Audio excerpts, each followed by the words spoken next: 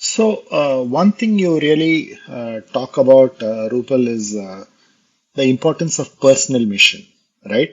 But most often, when we are working, there's always a conflict between the corporate mission and the personal mission. So, how do you reconcile and balance this, divergent, if at all, if there is a divergent path, how do you reconcile this and how do you suggest, people balance this out? Sure. I think for me, it's to not be black or white about it, to not say, oh, well, I have to be 100% pursuing my mission and, every single thing I do or not at all. I think for all of us, first and foremost, the idea of a mission might not be natural. We might feel we have many missions. We might feel we have many values that we care about, or things. Again, those themes and those recurrent sort of strings that follow us throughout our lives. So first and foremost, it's to understand what your mission is. When I did that, again, that self-exploration, that sort of curiosity turning inwards exercises for myself, the themes and the patterns that emerged were consistent. No matter what age and what stage in my life I was, there was always an element of learning and then of sharing that learning with other people.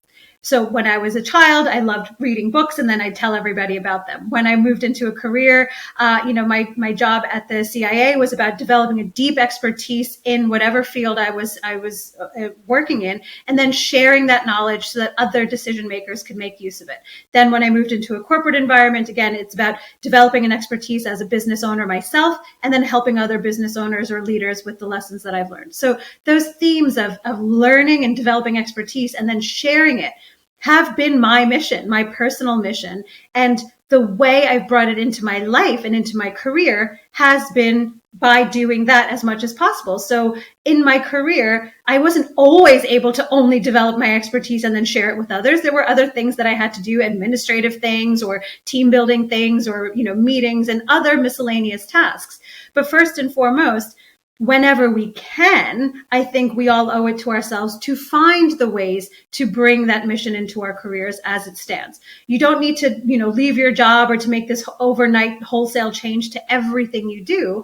But first understand what you think your mission might be. What are the things where you feel you really come alive, where you feel like the hours are just flying by and you're in your flow, or that, that state that people often talk about. Know what that is, and then think about how you can weave that into your career in even a small way. Because like I said, it doesn't have to be all or nothing. And so many times we think either I have to be 100% on or 100% off, and that's not the case. Another small example of that for myself is I've always loved to write. I've always been a writer, as I shared with my experiences with my grandfather. The power of words and of language has always been a theme in my life and in my home. And when I was building when I was building my business, writing wasn't a part of it. Yes, when I was at the CIA, I got to do some writing and that was great. But when I was building my first business, that wasn't a part of it. But because I knew for me personally, that was a deep part of what I care about and what makes my life feel fulfilled, I found a way, in a small way, to bring writing into my day-to-day life. So I started out by writing a blog, just where I was capturing my thoughts and my frustrations and my experiences. And I didn't share it with anyone. This was just for me to scratch that itch in what I was doing in that moment.